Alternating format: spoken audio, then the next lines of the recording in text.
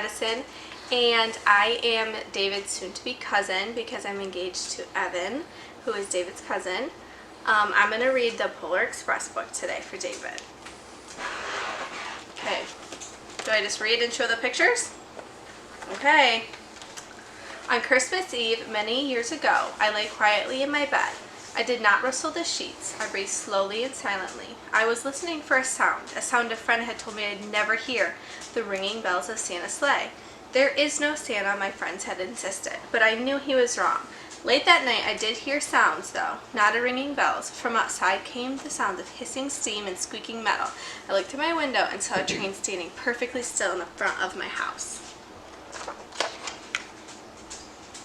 It was wrapped in an apron of string. Snowflakes fell lightly around it. A conductor stood at the open door of one of the cars.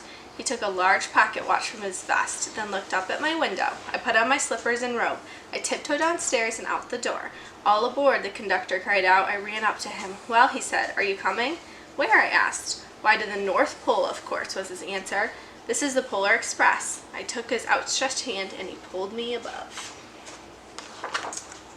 The train was filled with other children, all in their pajamas and nightgowns. We sang Christmas carols and ate candies with nougat centers as white as snow. We drank hot chocolate as thick and rich as melted chocolate bars.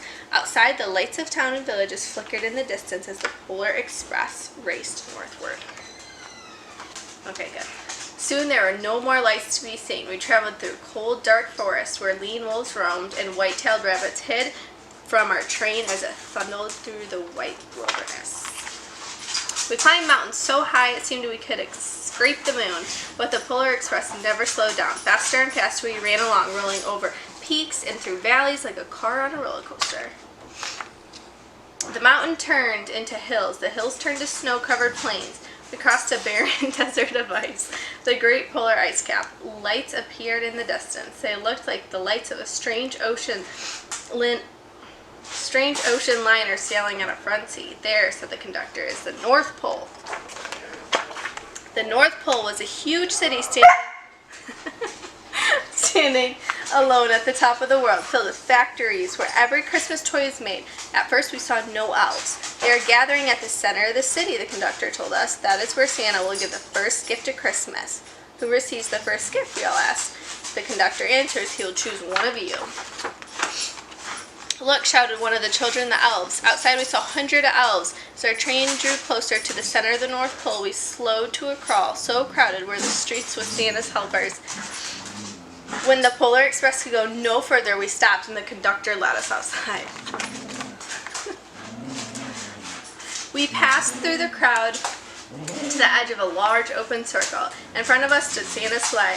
The reindeer were excited. They pranced and paced, ringing the silver sleigh bells that hung from their harnesses. It was a magical sound like nothing I've ever heard.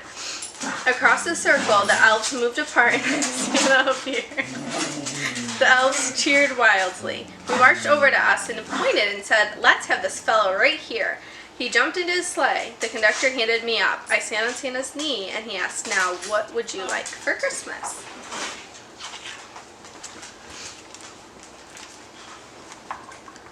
I knew that I could have any gift I could imagine, but the thing I wanted most for Christmas was not inside Santa's giant bag.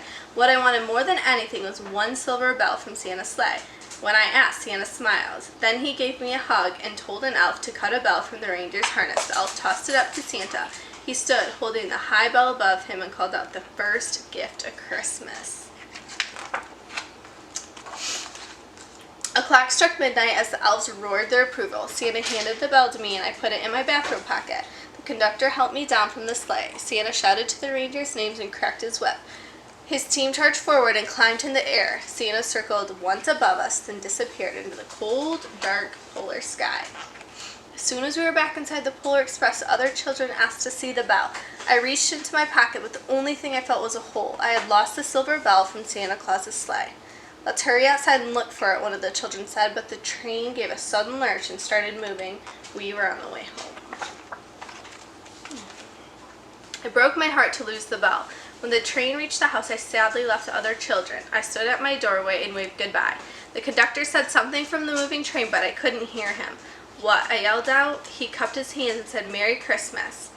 The Polar Express let out a loud blast from its whistle and sped away.